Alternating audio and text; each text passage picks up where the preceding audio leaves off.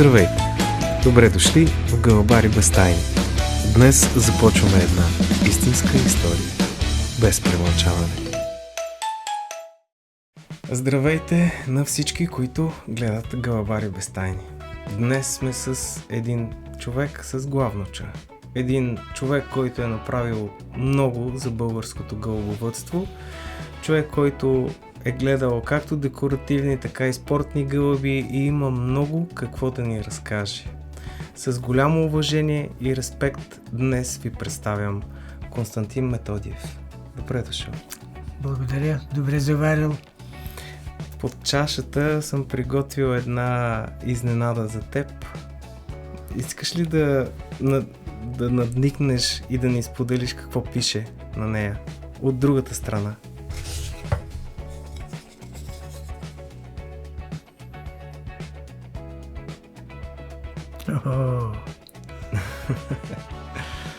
Вашият пример посока за младите, за Константин Методиев. Благодаря. Чак се разтреперахте. Благодаря. Да си жив и здрав и ти желая успех. Благодаря. Успех както в тази дейност, с която си се ангажирал, тази дейност, която си се ангажирал, и в гълъбовъдството. Виждам, че много гълъби имаш и успех ти желая. Обичам ги. Това е нещо, което може би ще ме съпътства от началото до края на живота ми.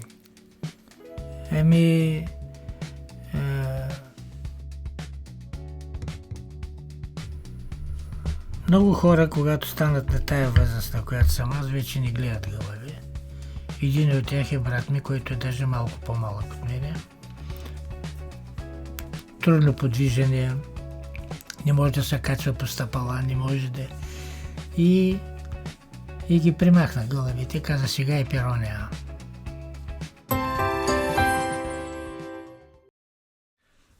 Разбрах, че отглеждаш гълъби от 9 годишен, така ли е? Така е.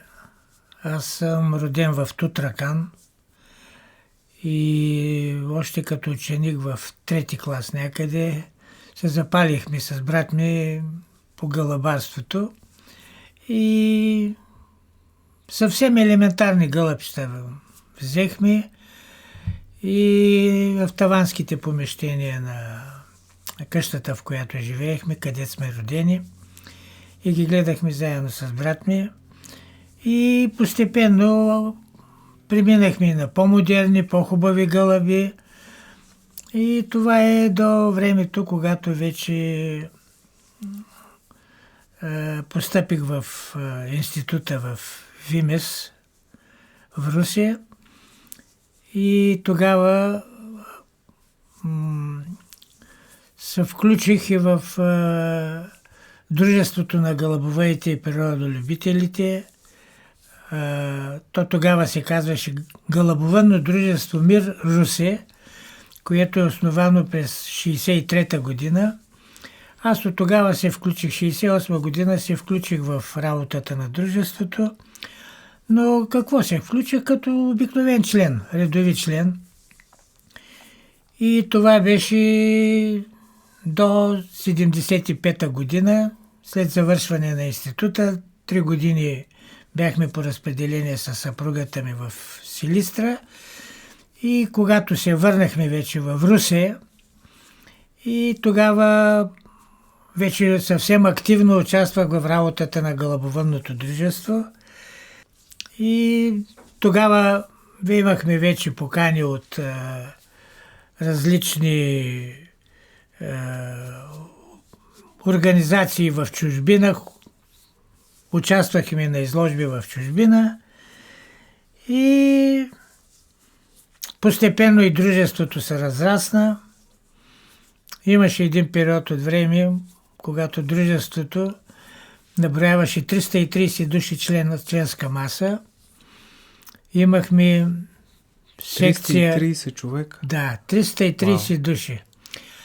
Имахме секция местни и декоративни гълъби, секция спортни гълъби, секция декоративни и пойни декоративни птици, аквариумни рибки, зайцевъди и кокошовъди. И това беше фактически апогея на дружеството. Отглеждал ли си декоративни рибки? Виж това... И декоративни рибки съм отглеждал. Имах голям аквариум, имах. Канарчета съм отглеждал. Папагали съм отглеждал. И зайци съм отглеждал. Сега и кокошки и гълъби гледам сега в момента. Тъй, че енциклопедия. А помниш ли, имаш ли спомен какъв ти е бил първия гълъб като дете? Първият ми гълъб беше от тия като уличните такива, полудиви такива. То тогава нямах... Не, сиви. То тогава нямахме и пари тогава. Какво... Да, нямаше откъде да го купим, просто ги хванахме и ги завъдихме. И после постепенно вече започнахме. Имаше един период от време на сурваки, като събрахме малко пари, отидохме и купихме с брат ми двамата, отидохме и купихме една-двойка гълъби.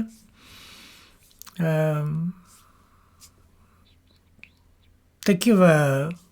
Мъжкият беше шарен, женската с качул, ама беше за нас голям успех, голямо нещо беше това, че имаме вече такива гълъби. Да, нещо по-декоративно, по-красиво. Да, а вече по-късно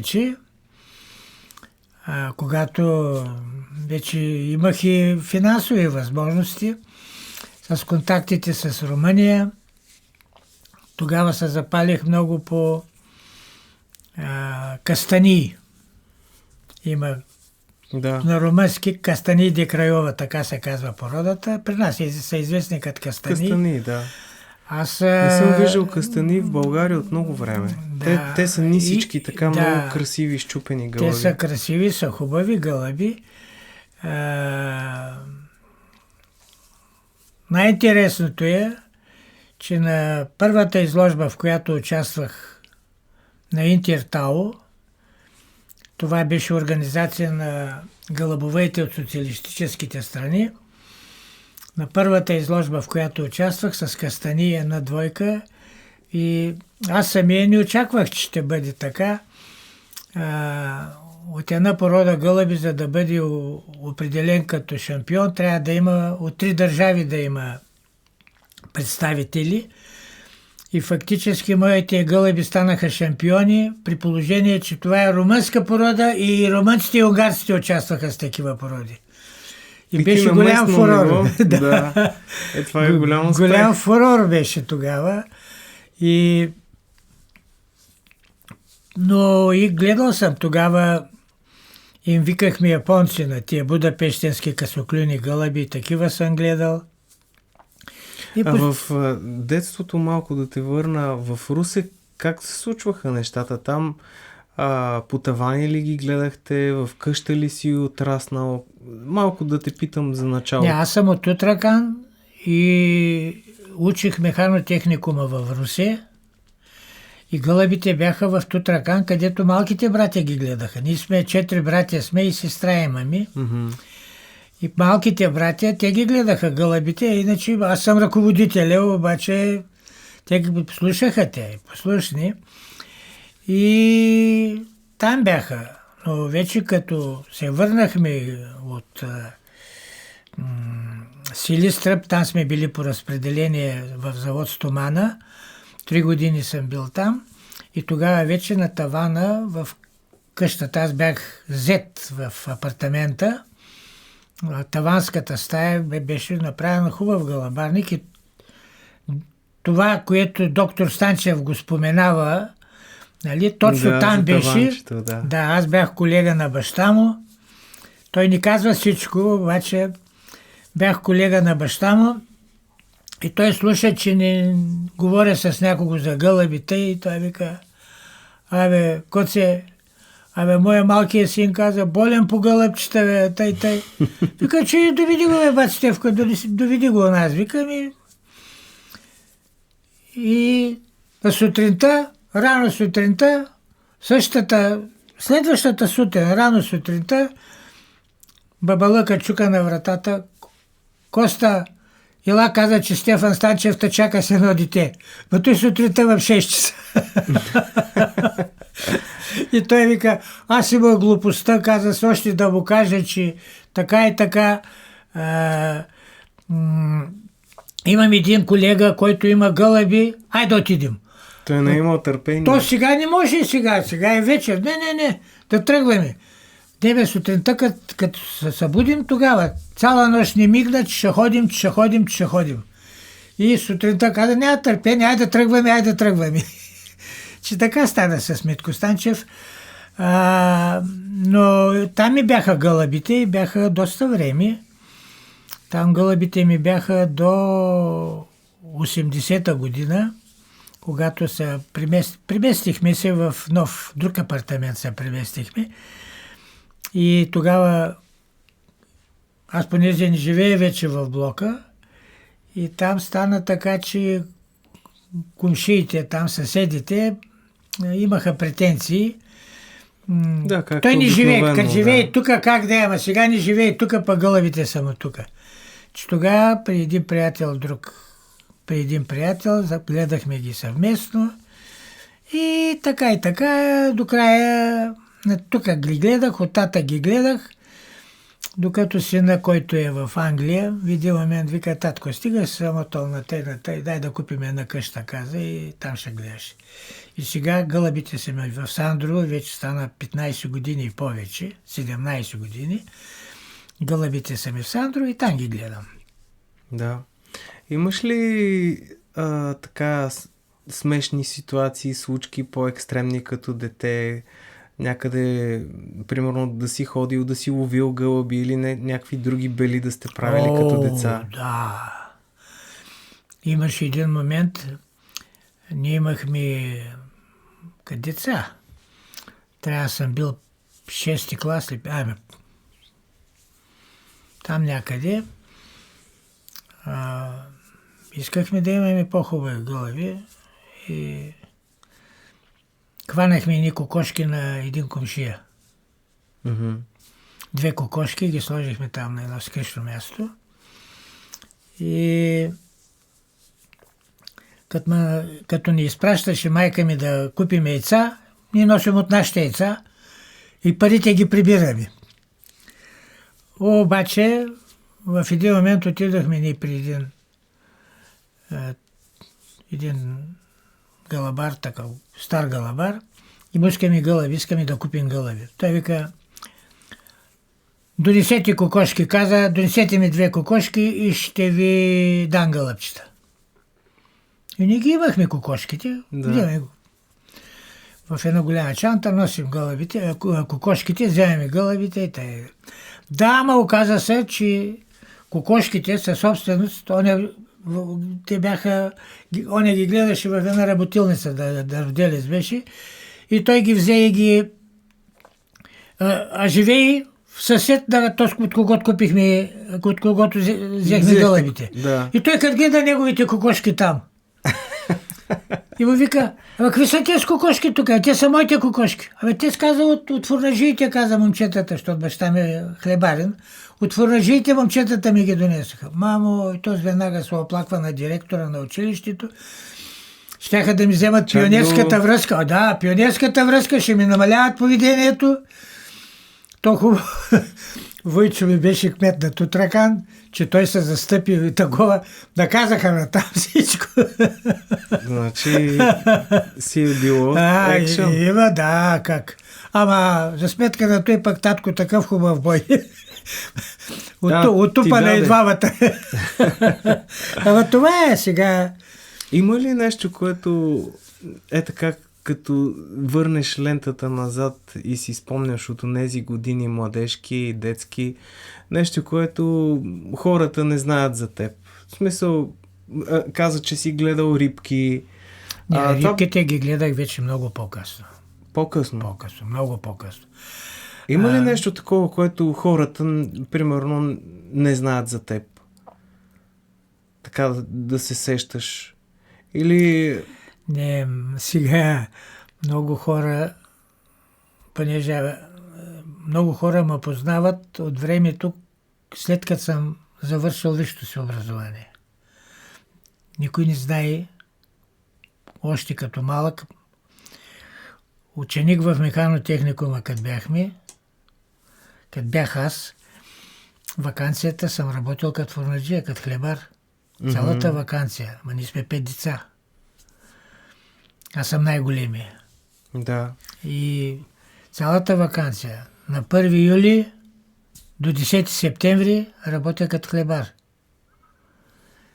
И имал случаи сега тук по някое време, потен вода не е пил, защото се знае, че аз съм чиновник, инженер, нали? Да, какво ме на него.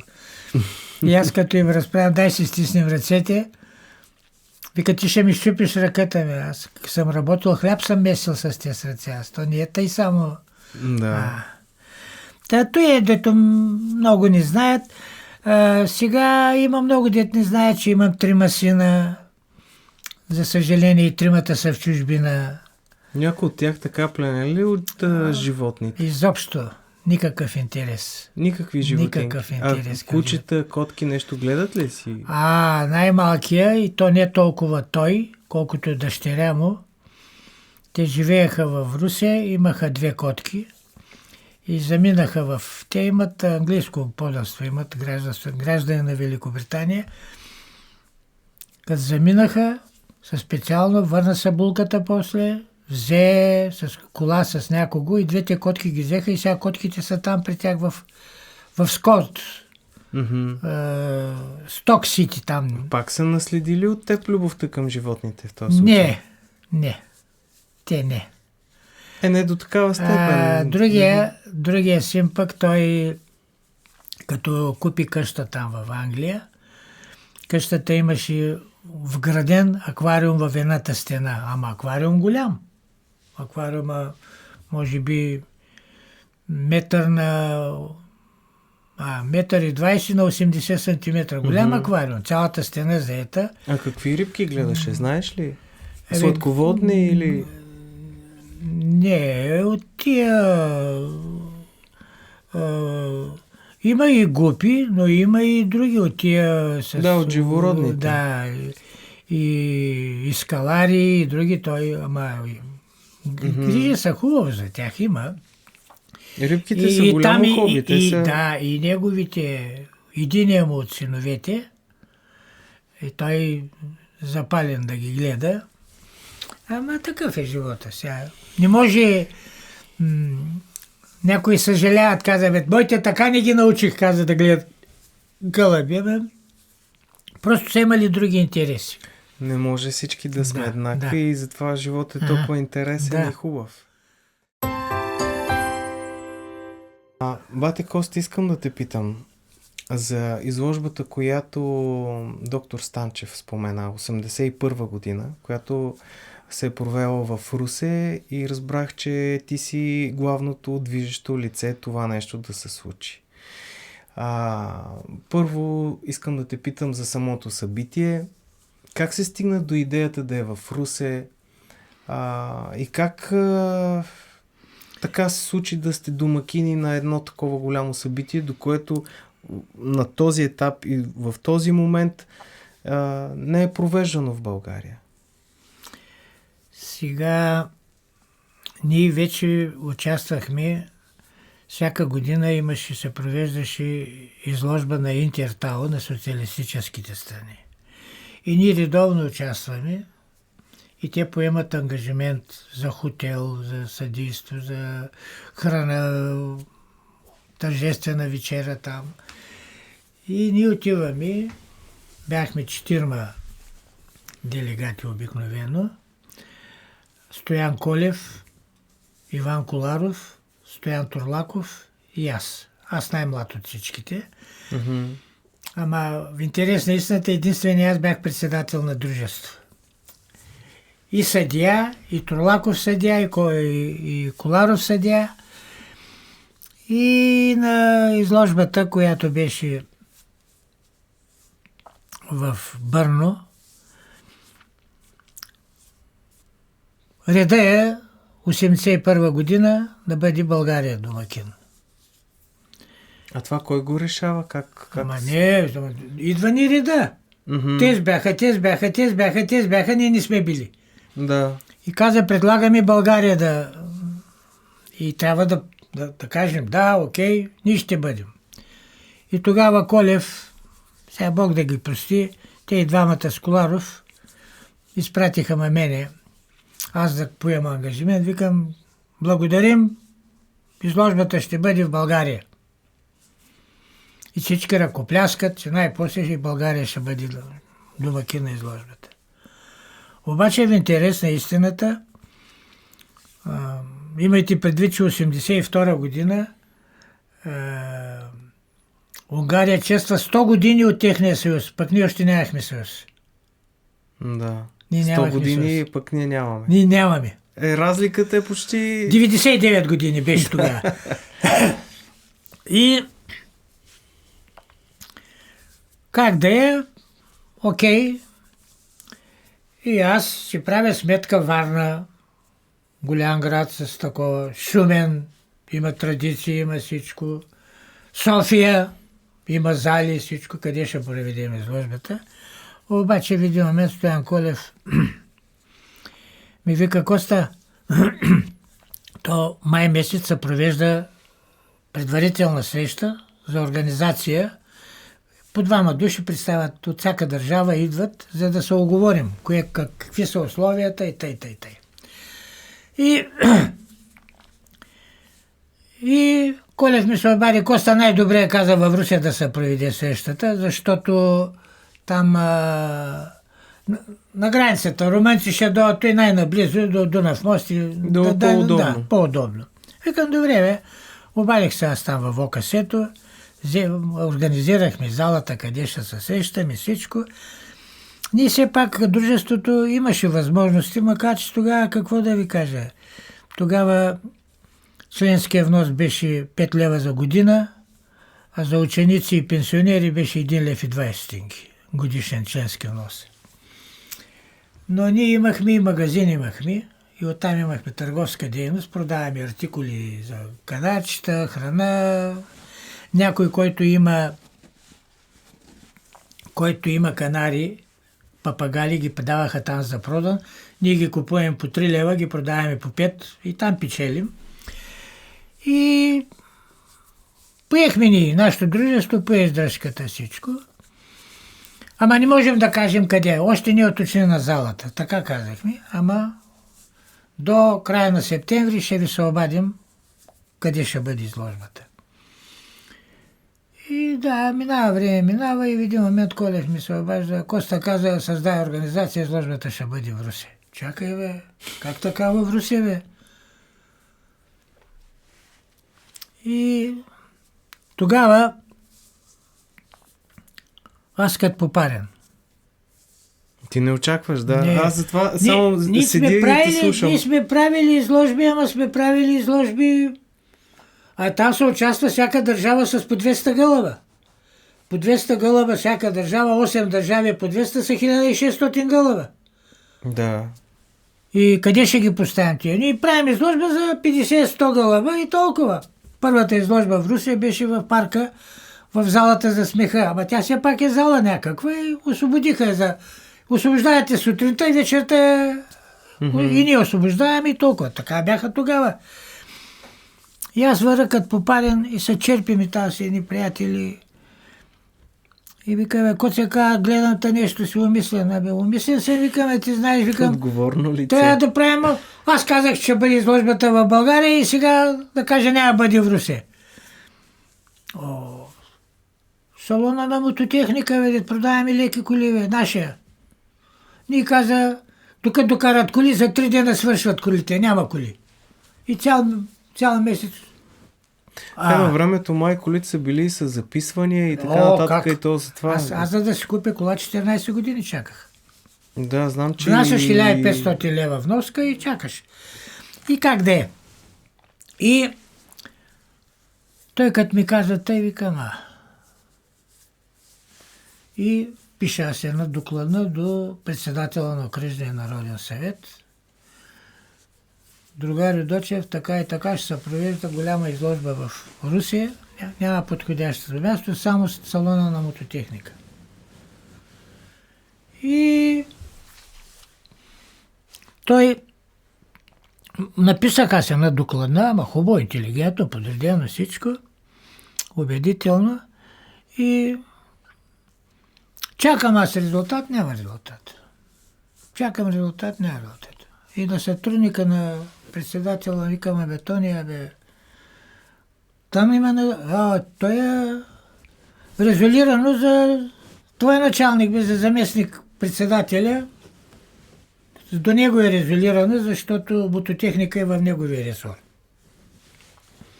А ви били ли сте притиснати от някакво време? Че как? Аз се притеснявам вече. Да. И аз като разбрах, и отивам при шефа по друга работа. Те викам, шефе,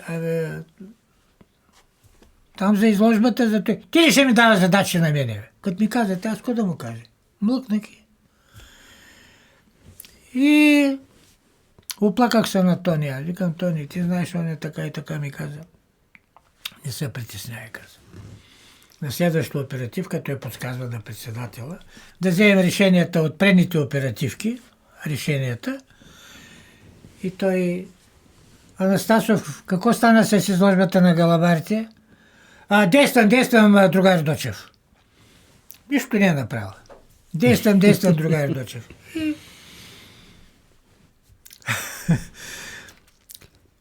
По обяд някъде секретарката се обажда. Коста, в 2 часа да си при шефа. И каза, ще бъде Личо Личев. Личо Личев, заместник директора на мототехника. Директор е бил да договаря полонези нещо в Полша. И отиваме ни. Ама той не ме гледа. Не се познаем с него. Вика, закона вика тук така. Вика, ще видиш, вика. Аз разбрах за кого вика. Той вика, Русице, дай по едно кафе тук. Сядам сега. Личо, голяма изложба ще се прави, международна, на гълъби. Сега, ще бъде в мототехника, тук Методиев, с него поддържайте връзка, да не стане да се издъним нещо, каза. Внимавай. Ама той говори, не го пита съгласен. Внимавай, каза. Директно. Да. Сега, да се изчисти, да се измие всичко. Проверете лампите, светят ли всичко. Салон от 2 декара, голям салон. Всичко да бъде както трябва, да не се издъним нещо, каза. Има да наприказват после. Личо вика, другари Анастасов, аз каза, не съм те извикал да те питам, аз те извиках да разбереш, че решихме. И край. Такъв беше той. И как да е? Ама проблем, нямаме клетки. Няма клетки. Отивам в Жити. Договарям от скарите, които са за печките, скарите. Те има, които не отговаря малко, диагоналите не отговарят и ги бракуват. По 8 или по 10 стотинки скарата. Прави сметка колко скари за 1600 клетки. Колко такова. Колко, да. 10 000 взехме. При самата организация, случващото се там, имаше ли хора, които помагат? Или сега, всеки се покриваше? Да, най-интересното е, което е, че аз провеждам събрание. И към вижте каквото и за първи път се случва, като скочиха и ние. Отдена къде нашите пари, ние ще харчим, ние тъй. И аз се наведох, те викам сега, няма се сърдите. Обаче, ще ви кажа, ангажимента е поет. Ако ще да фалираме, аз каруцата в калта няма да я оставя. Изложба ще има. Искате, не искате, който не иска да напуска дружеството и толкова. И аз ултимативно постъпих и ги правим едно събиране на всички галабовани дружества и казах сега, той ще струва пари.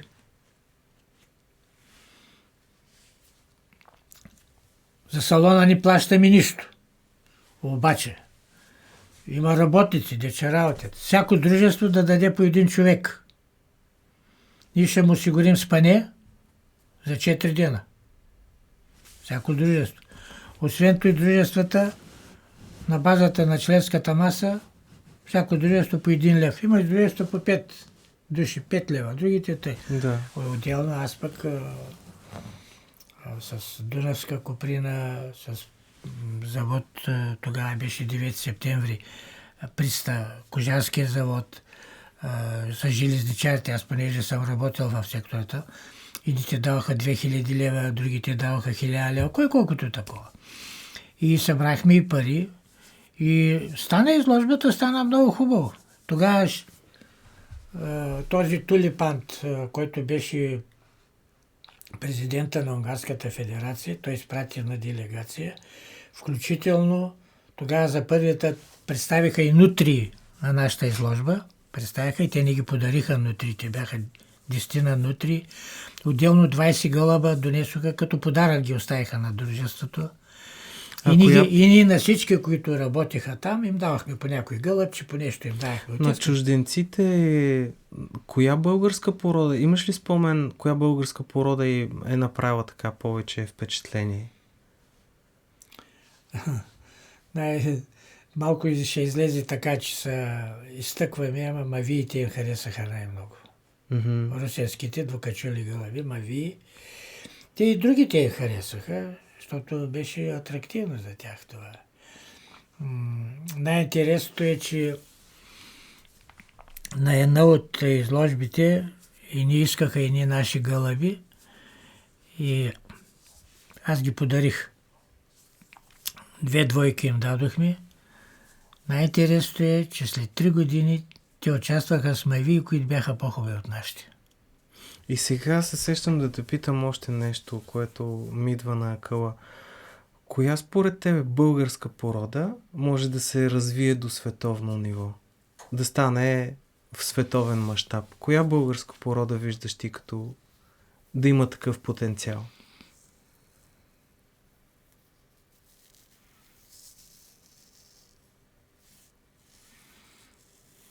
За мавиите, между другото, съм чувал и от други хора, и от сърби, че са ми казвали, аз сега не случайно се замислих.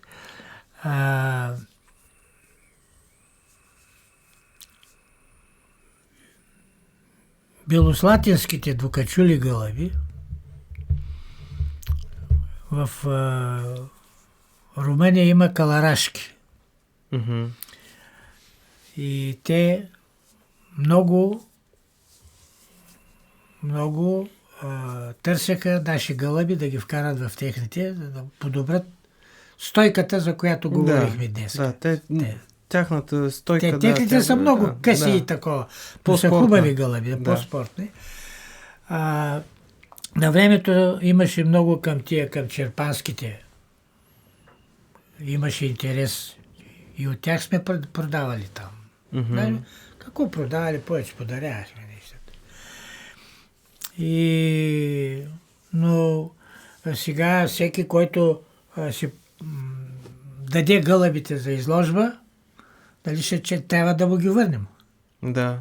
И ние тогава нямаше и такива комуникации, като сега да се обадим по телефона, съгласен ли си или не си съгласен.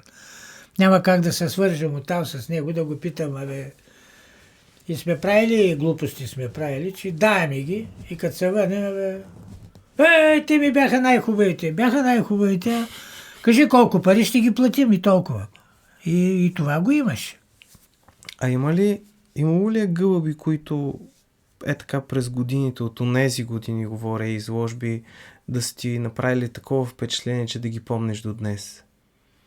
Или смяташ, че гълъбарството от тогава насам върви в свое развитие и гълъбите стават по-добри? Сега, понеже след 1989 година, пък и по-късно, вече до тогава малко хора имаха достъп до чужди породи гълъби в чужбина. След това много хора, особено има хора, които имат финансови възможности, дават повече пари, купуват хубави гълъби. Ако има нещо, което мене да ме притеснява. В момента в България има много хубави международни породи гълъби. Много хубави. И това пречи на развитието на нашите породи гълъби. Не ни ли помага, като ни учи и взаимстваме знания оттам? Или Не. по-скоро? Не. Просто много хора предпочитат да гледат такива породи гълъби, които са по-атрактивни от нашите. Те са по-атрактивни. Било гушести, било якали, Те си по-завършени. Но то е логично и на защо? него няма кой да му работиш. То трябва да вадиш пилите само. Като вземеш качествено, трябва само да успееш да ги развъдиш и да си отгледаш пилите от тях и поколения. А при нашите постепенно има връщане назад. Това мене, което ме притеснява, защото едно време всичко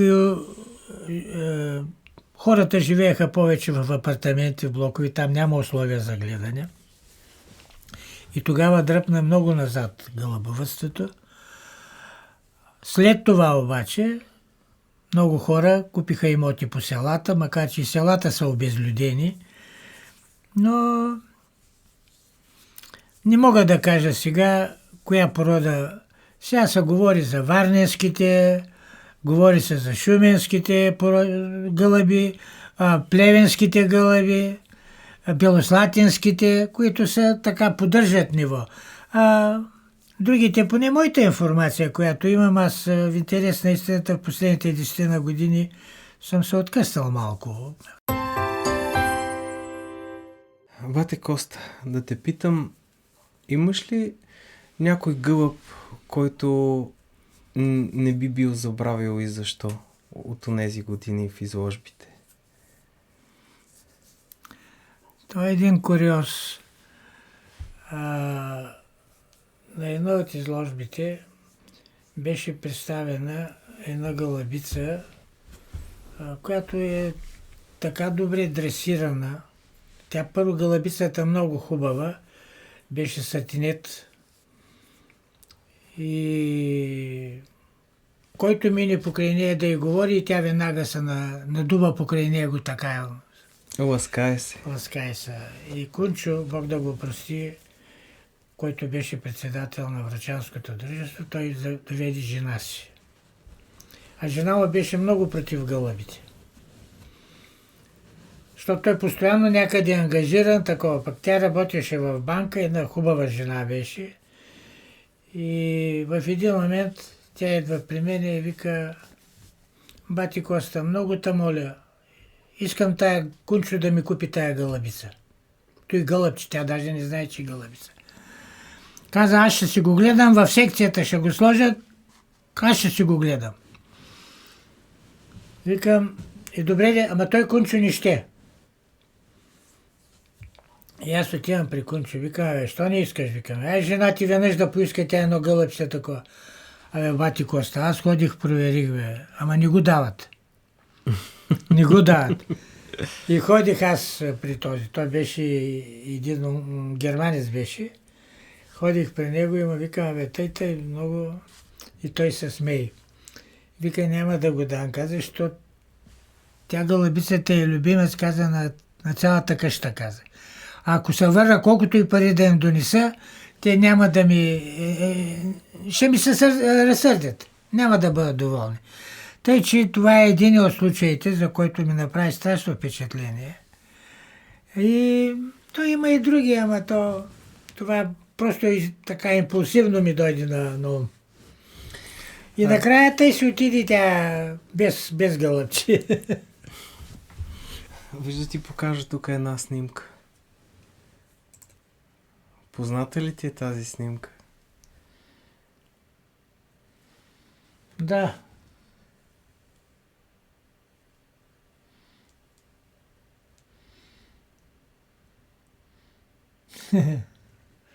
Тя е много отдавна тая снимка. Не знам дали я имаш. Вероятно... Нямаме тая снимка. Аз не мога да те видя на нея, защото може би качеството е по-лошо. Он е с мустаците, втория отгоре надолу. Тук. Вляво. А, Отгоре надолу втория. Ей тук. там. Да. Та снимка трябва да е 77 година. Аз тогава имах мустаци. И аз... Да, сега нямаше как да го знам това нещо. Макар, че много от хората, дето са сега тук, трудно ще ги познае, ще каже кои са. То с униформата, той е пожарникара Станчев. Втория от тук, отдясно наляво. Вестоносец на мира. Да, точно тогава... Разбрах, че 79-та година сте направили тази организация за спортни гълъби. Да.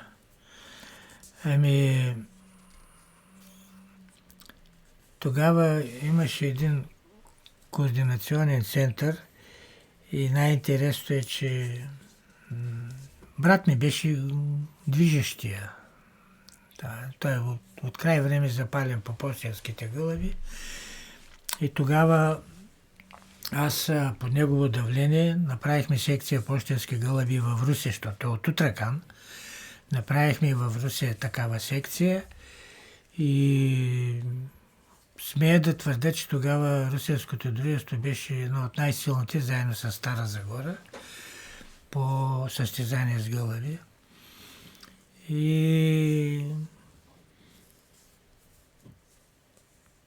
сега... Как изглеждаше гълъбовъдството в България по тези години? Защото сега имат различни чипове. Как сте засичали състезанията без тази модерна техника? Тогава най-интересното беше, аз ще кажа един случай такъв, понеже да ни правят шашми, да ни злоупотребяват в нашето дружество, който му дойде първи гълъба, трябва да дойде да го докара в клуба.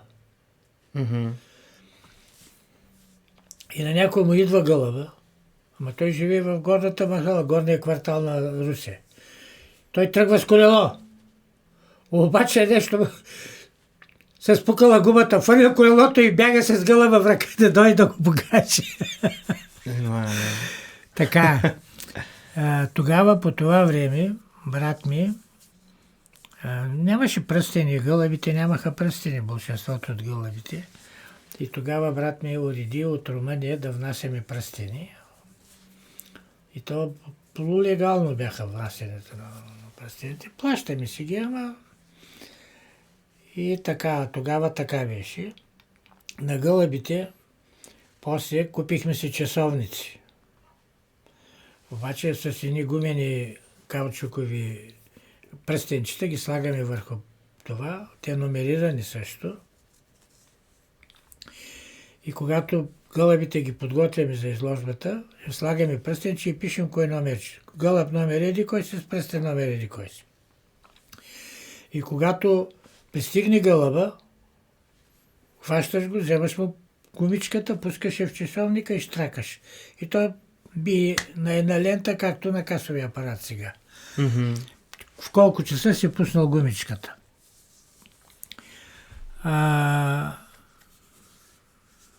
Тогава така беше.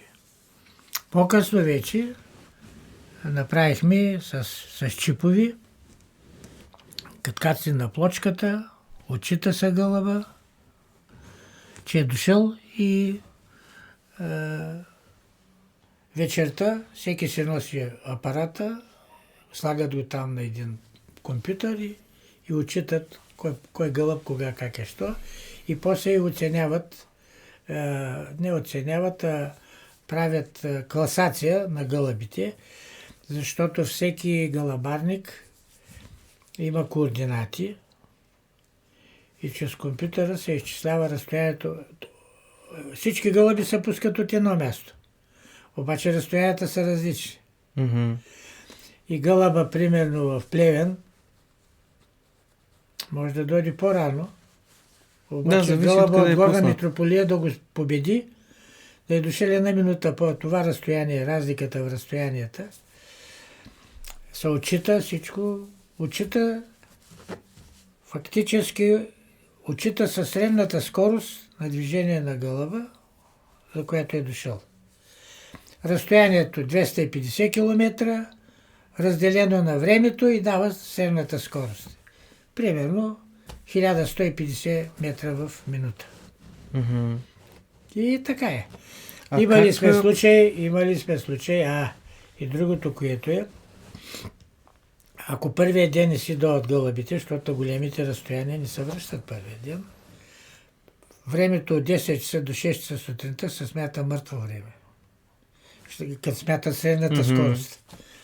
Той се приспада и така се прави класацията. А как попадна в учредителите? Гледал си и спортни паралелно с декоративни, така ли? Да. Аз тогава бях още председател на дружеството и имахме секция и за спортни гълъби в нашето дружество. И той Мишо беше активният брат ми и направихме те заедно с Стара Загора, с Сливен, с и София, и Шумен по-слабо. Как Варна. избрахте името Вестоносец на мира? Това не мога да кажа. Не мога да кажа. То само по себе си подсказва, че все пак е нещо, което обичате и символизира. Гълъба винаги е символизирал, да. Емоционално така го направиха. Последствие, след това обаче, вече му смениха името. Сега не е Вестоносец на мира. Сега, как се казва, Съюз на гълъбовете на спортни гълъби. Помните, и два синода имахме. А как стигна България до FCI? Пак благодарение на брат ми, Мишо, той на практика, той внесе хубави гълъби, той се занимаваше. Връзките ни с Румъния е много сериозни. И сега са сериозни връзките с Румъния. Най-интересното е, защо румънците са напред от нас. Доктор Брико, той е известен белгиец, който в продължение на 30 години е бил най-добрият в света с пощенски гълъби. Когато той умира, в 1936 година синовете му обявяват търг и разпродават гълъбите. И румънското правителство изпраща майор Ницеско, го изпращат, за да закупи за военните да закупи гълъби. И той тогава закупува 30 гълъба за румънската армия. Mm-hmm. И последствие оттам почват вече и разпространението на такива гълъби в Румъния. Румъния зато и бяха много напред от нас. И чрез тях те членуваха вече в световните федерации, чрез тях и нашите членуваха, се включиха. Последствие се учреди Балканската федерация. Аз тук имам устава на Балканската федерация. В него членуват Румъния, Турция. Румъния и те имаха два съюза тогава. Румъния, Турция, България, Югославия, Република Сръбска, втория отбор на Румъния, втория съюз на Румъния, Гърция, Македония и Словения.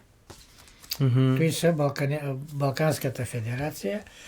Аз по стечение на обстоятелствата, че знам румънски, и с сърбите и македонците се разбираме добре, и мене ме направиха вице-президент на Балканската федерация по въпросите за международно сътрудничество. И трябва да ви кажа, че много активно беше. Той е основател на тази организация, Балканската федерация, е Ливио Щефанеско. Той е бивш полковник от военна полиция в Румъния, но той при 7-8 години почина, макар че доста по-малък от мене, но почина и от тогава работите много заскърцаха и не върват добре в Балканската федерация. няма кой да организира, няма кой... Това тъкмо Една се такава чудех. организация и много разходи. Сега, има ли сериозни клубове, които състезават? Участват ли в FCI? Участват ли в други международни състезания? Аз казах, че малко съм се откъснал. Последните 10 на години съм се откъснал, но смятайте тогава за Балканиадите. 3 пъти сме ходили в Турция. 1 път в Истанбул, 2 пъти в Одрин, Балканиада. 2 пъти е имало в Солун. 1 път имаше в Сомбор, в Югославия. 1 път имаше в Струмица. В Букурещ, в Търговищи, може би 5-6 пъти е било. Ние направихме едно нещо като пробно, с международно участие тук в Русе. И истинска Балканиада направихме и в Пловдив. Там стана много хубаво. Той в Русе беше хубаво, ама в Русе много ни подцениха, и ни дойдоха тогава. От Югославия ни дойдоха, кои ни дойдоха пак и стана само с румънците направихме едно събиране. Така и не го отчетохме като Балканиада, когато Русе беше домакин. Но за Пловдив вече там беше друга работа. Пловдив в хубава зала, хубава организация. И останаха много доволни от това. И вчера разговарях с един от тарторите там в Румъния. Викам, ако става с Балканската федерация? Аз вярно, че съм на страна вече, но той вика, като умря, онзи каза и работата, каза, за никъде не е каза. Съществува, ама мислим сега, каза, на есен да направим в Букурещ, да направим една такава и да съберем пак, да съберем. Да, реално 3-4 години няма Балканиада.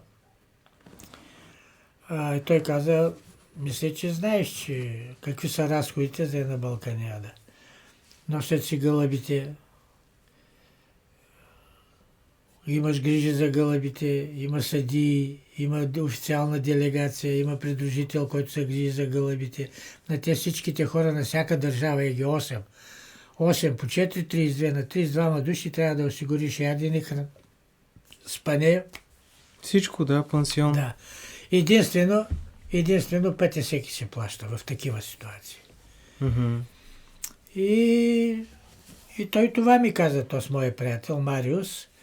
Вика, ще направим, каза, ще направим и старите, каза, ще ва поканим, каза, да дойдете. Добре, и ще пуснем Не, но една реклама. Беше много хубаво, беше. Хубаво мероприятие, с весело, с той. Няма забравя на последното в Солун. Коя година беше? Има повече от 10 години. На официалната вечера почнаха да свирят разни танци, хизертаки, това, онова и по едно време засвириха една ръченица. Свирят една ръченица и стават гърците и почват да играят, ама през такт. Трак, трак, трак, трак. И брат ми вика, Мишо, той е двигателя на пощенските гълъбите. Коста стая, той не ми вика бати. Коста ставай, ставай Коста. Ай, ще им се не види, каза, ставай. Станахме ние и почваме да играем ръченица. Играем ръченица и он с полека се стига. А те как го играят? То скляка долу и гъркинето обикаля покрай него, през такта, каза. И стая, ние почваме да играем. Полека се изтеглиха всички, взеха с камери да нас снимат. И музикантите надуват, музика такава, надуват музикантите, ама и ние не спираме, и те не спират. Като се умориха музикантите и брат ми го пригърна, вика, Коста, ако имаш още една минута, щях да падна. А после пък един, който той с румънски произход, един грък, той дойде при нас и не вика на румънски, ама вие казахте, Ченгета сте ви каза. Народ ще го направихте този добър. Какво сме направили народ? Нищо не сме направили. Така е Че такива, изглеждало. ето виж, и такива ситуации възникват. Аз даже тук някъде в тия снимки има... тук като играем точно на това. Ето, те играят с атаки, а ние тук, къде сме с брат ми, тук ние двамата почваме да играем. В самото начало. И той е в румънското списание Спътник. То не е румънско, той е на Балканиадата. Такова. Да. Ако ми позволиш, Няма, има го и други снимам работи после има. да го И покажем други на работи хората има да тук, да. видят. И други работи има. Виж каква снимка съм ти подготвил. Ето, те двамата ходиха на... Те са били на... Мишо е бил на 4 олимпиади и на 7 спартакиади. Спартакиадите бяха на социалистическите страни, олимпиадите на Европа. Даже не на Европа, а на света, защото имаше покана за Япония, ама той вика, кой ще ми плати? Имаше една олимпиада в Япония. Кой ще ми плати да отида до Япония? Какво можеш да ни кажеш за тази снимка? Това е... Той са двамата движещи организацията на пощенското гълъбовъдство в България. Двамата.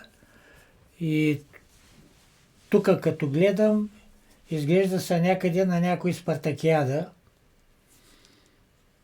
Виж, имат значки. Да. На някой спартакиада са и освен на всичко друго, трябва да кажа, че като ги гледам и двамата с черни коси, може и 40 години да има тогава. Снимката, ако не се лъжа, е пак началото на 80-те. Да. Да. Ако е 85-та, от тогава има 40 години. Ако можеш да се върнеш в 80-те, тогава по това време, има ли нещо, което би направил по по-различен начин? Има ли нещо, което би променил? Не. Аз мисля, че тогава всичко се правеше както трябва, за разлика от сега. Значи, ако правим промени, трябва да са сега. Да. Какво искаш младите гълъбовъди да знаят за спорта, за птиците повече? То първо трябва да имаш любов към гълъбите. Първото, което е. Второто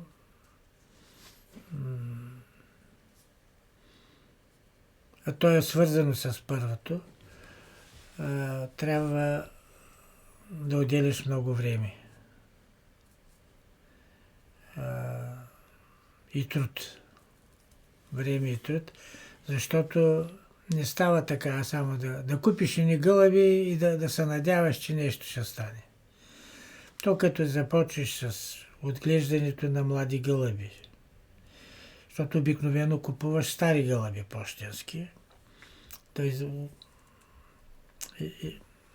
направиш поколение от тях, да ги тренираш, първо да са здрави, да започнеш тренировки, да са хранени добре, да има добра хигиена. А това не става така. За това е нужен труд. Да. И средства трябват. И средства. Аз няма забравя Яромир Кубарт, който беше президент на Словашката федерация, на Словашкия съюз. А те се редуваха 2 години на Словакия, 2 години на Чехия бяха президенти. И късно вече, в късните години, от СКС ме изпратиха мене. Вече Съюза на гълъбовъдите беше към СКС. Не към СКС, те не ръководиха. И те спонсорираха не случайно втората изложба на националната Интертал, втората изложба, беше със средства на ЦКС. ЦКС даде 300 хиляди лева тогава. А ние направихме с 10 хиляди я направихме. Трябва всичко и така. Та, има работи, които трудно е сега като гледам. Има хора, които са с възможности, могат да спонсорират, могат всичко, но то трябва да има отвътре да имат Да, желание. Да. Това си е заряд. Да. А иначе, що се отнася до самите състезания, сега даже се говори, че им дават и допинг на гълъбите. Да, и аз така разбрах, но Да. не е и хуманно Да. това нещо. Сега, ние на онова време, сърцатите гълъби, които са, нямали сме понятие от допинг и от такива работи. Дори Имало е най-обикновените, имало е вероятно, случаи- елкарнетини и Имало такива е неща. случаи, къдоди пада и умира. Мгм. Или най-много влиза да пие вода и се гътва пилката. Да. Но така е. Сега малко са младите хора, или такива, както сме били ние на времето, сега постоянно с телефоните, с всичко, имат други интереси. Така е, да. Компютърни игри. Да. Младите. Не може... Не, че ние сме по друг начин възпитани, но ние сме расли в друга среда. Да. Да. Това е в световен мащаб, не е само тук при нас. разбира се. Мога ли да те помоля сега да ми обясниш снимчиците там, където стоят до теб, какви са и да ми разкажеш малко за тях? Тая снимка съм записал в Дружество Мир Русе 1979 година. Тук сме на едно от събранията в ресторант Гюргево. Бяхме в зала и оттам отиваме в ресторант Гюргево. Сутринта започваме от 10 часа и като свършим отиваме там. Имаше хора, които идваха в 12 без 15, за да участват в банкета. Тук съм записал, мога да ти оставя. Тия снимки пък, двете, ние сме в автобус, пътуваме за Шумен на изложба и на пазар. В Шумен и тогава са се провеждали големи пазари, така ли? Да, Шумен. Тук е едно от събранията на Съюза на пощенските гълъби, като и се намира в минералните бани, Старозагорски минерални бани в залата, в салона, почивната станция на пощите. Там тогава беше председател, как се казваше, с особено име, съсети, ама тук сме на едно събиране в Русе с този с бялата коса. Да, най-вляво. Не той, другия и този е въпросът, за който говорихме. Стефанеско, а този е Унгуряно. Ако дойдеш в Русе, ще видиш, аз и двамата са починали. В моя кът, където са ми купите, са и техните портрети са сложени там. Добре, трябва да ти дойда на гости. Да, заповядай.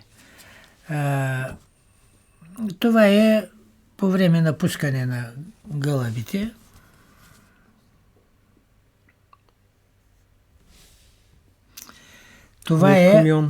Това е Балканиадата в Пловдив. Тук са от тези деца по-смачканите, са от работещите там, дето работиха по...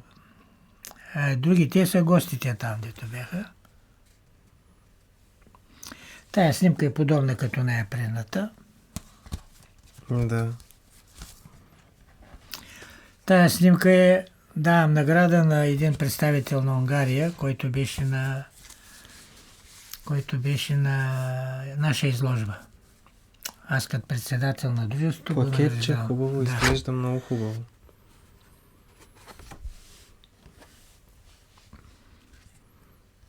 Коларов с коса, такава тъмна, Да. буйна. Значи тук е пожарникара. Тук съм аз, пожарникара, Коларов и Турлаков. На една изложба някъде, къде е било, не знам дали пише тук. Интертал. Да. На една изложба на Интертал, а не мога да се сетя коя. Този в средата е Йожеф Тулипант, президента на Унгарската федерация. Това е преводачката. Това съм аз и това е пожарникара Станчев. Тулипант много не обичаше нас. Той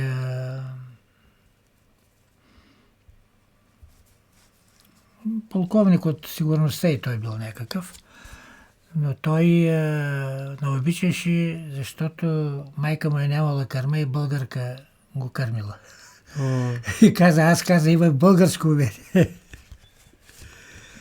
Тук е на една изложба, гледаме ни гълъбчета. Тук с шапката е Данчо Браснаря, един от доайените, който беше на това. С костюма и с шапката, С нали? шапката, с шапката. Възрастният. Да.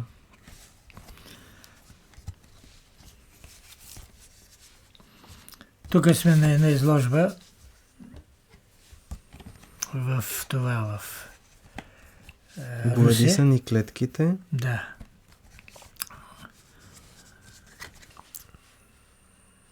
В 1992 година, като дойде СДС на власт, ме уволниха мене.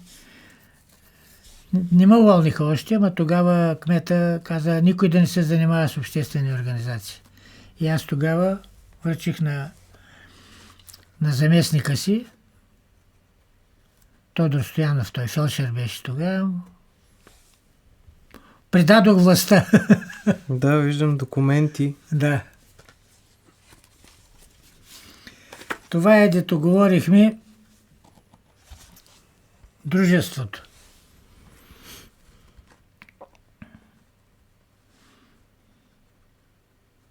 Не сте малко хора. Ама аз То ти даже казах, не могат да се виждат. Да се видят. 330 души бяхме, той са само галабарите, дето ходихме някъде сме ходили. Отзад пише, тая да съм записал нещо. Дружество Мир 1989.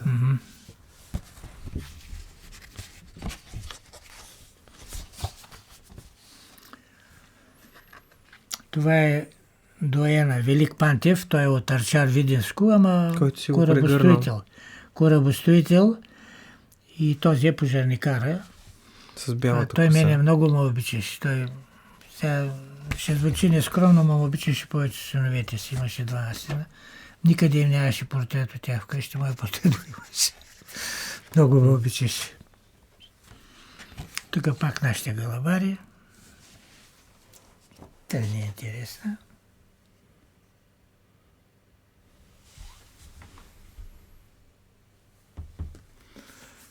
Тя няма смисъл тая. Тук на някой пазар е било нещо. Най-ценният урок от гълъбите, който можеш да дадеш на хората. Какво можем да научим от тях? Прието е да се казва на младите да се обичат като гълъбите. Но важно е и да ги обичаш гълъбите. Нали, Лили Иванова пее, даже птиците в небето две по две летят. И гълъбите си търсят семейството, двойката. Не случайно има случаи, когато ако умре единия гълъб, умира и другия. Умира от мъкане, от болест. Живота бих посъветвал всички хора да се обичат така, както се обичат гълъбите. А пък, за съжаление, в живота между хората не е така.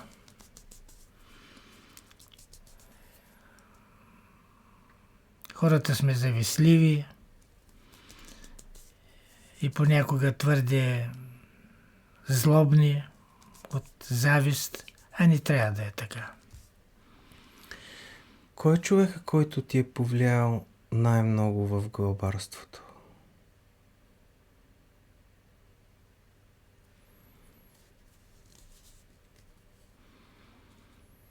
Специално за пощенските гълъби брат ми. Той беше влюбен, той е по-малък от мене, но за тях, за пощенските гълъби. Иван Коларов. Много. Също Стоян Турлаков. Това голям човек. Бог да го прости. Те и двамата починаха. Какво те кара да се гордееш, като върнеш времето и лентата назад в гълъбовъдната си история, твоя живот? Единственото,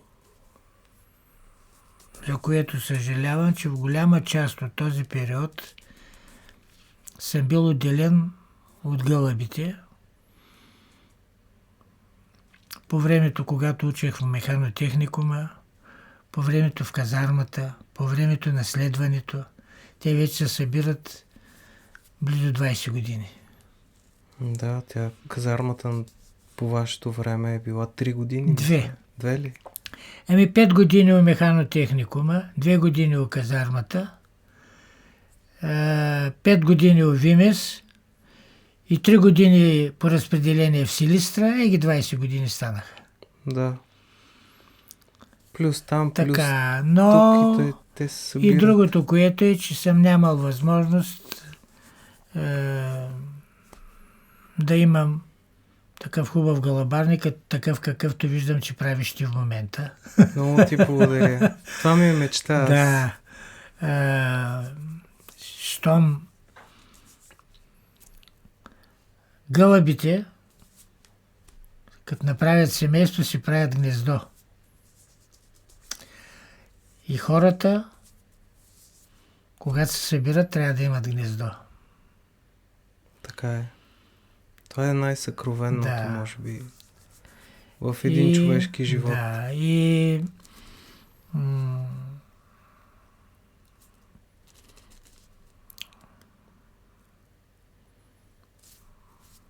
хора, които не са гледали гълъби, не знаят как гълъбите си отглеждат малките. На някои хора съм им говорил, че гълъбите най-интересното е яйцата, които се мътят, ги мътят и мъжкия и женската. Когато се излюпят пилита, и мъжкия и женската храни, но на мене не съм си обяснил този феномен, как и мъжките получават тая кашичка, с която захранват гълъбчета. Да. Млякото Женското разбираме, айде, тя снесла и знае след колко време да й се получи кашата. А мъжкия? Как физиологически е това нещо? Да, точно за това, което казваше Стоян Колев в едно клипче, от пиле мляко. Да. И аз това го казвам. Той каза, иска от птичи мляко. От птичи мляко иска. А пък те точно с това Мъжките, захранват. да. Точно с това захранват. И мъжки е в основата да пази Да, мястото, да. И до последно, да се грижи, да го и намери. до последно хранят. И до последно хранят. Да, ние много неща имаме, от които да се учим от техния живот. От техния живот, от тяхното поведение. Така е, да. Много ти благодаря, че сподели толкова лични истории. Даже от една страна, поне за мен са недостатъчни и времето, в което стояхме и си говорихме. Просто не знам дали с някой друг мога да съм толкова безмовен, просто да стои и да го слушам. Изглежда съм много приказлив. Ние възрастните хора ставаме много приказливи. Има и нещо друго, извинявай. Да. Има и нещо друго. Имаме много да казваме. Много сме видели, много неща са ни минали през главата и това е вярно. Има един лав, че млад човек не можеш да го накараш да работи, а стар да спре. И тук може нещо такова да заинструваме. Като нашия приятел днеска, бързо ще ходи да работи. Той става на 80 години, ще работи. Така е, да. Всъщност с годините осъзнавам, че на човек му трябва много малко, но много, за да го разбере.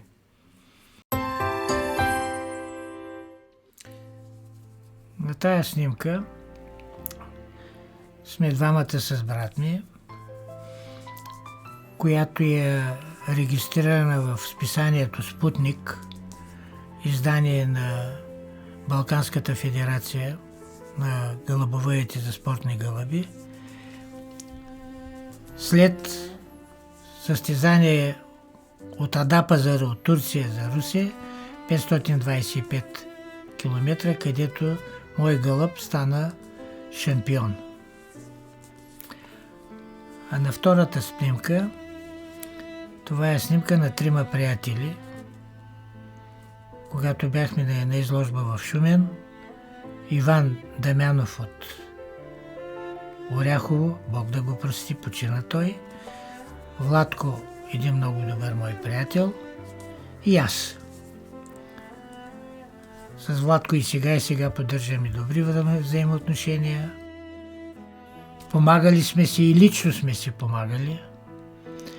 Аз това пропуснах да кажа, че разликата между сегашните гълъбовъди и ония от едно време, ние бяхме като едно голямо семейство. Стоян Колев ми помогна много за един сериозен преглед на малкия ми син, който имаше проблеми здравословни, специално скенер и т.н. На Турлаков съм помагал, на Колев съм помагал, с Иван Коларов много сме си помагали. Просто, ако някой имаше проблем, искаш и да кажеш, можем да си помагаме. Искаш да кажеш, че покрай гълъбите си се запознал с много хора, които иначе може би нямаше да познаваш. Да, точно. И точно тези хора можеш да наречеш истински приятели.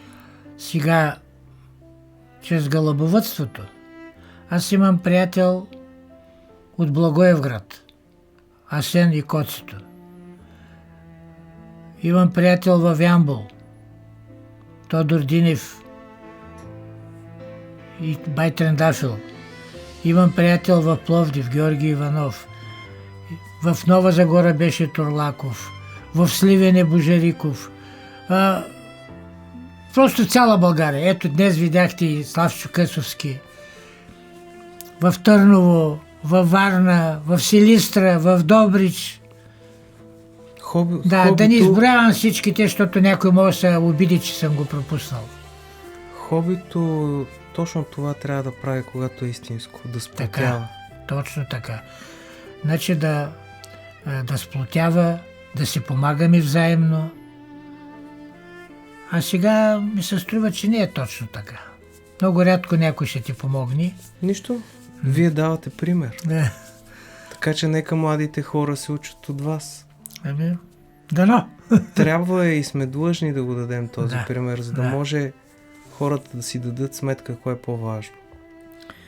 Добре, Светло. Благодаря ти много за вниманието и за уважението и за оценката, която дади. Доктор Станчев го каза: истинска легенда. Благодаря.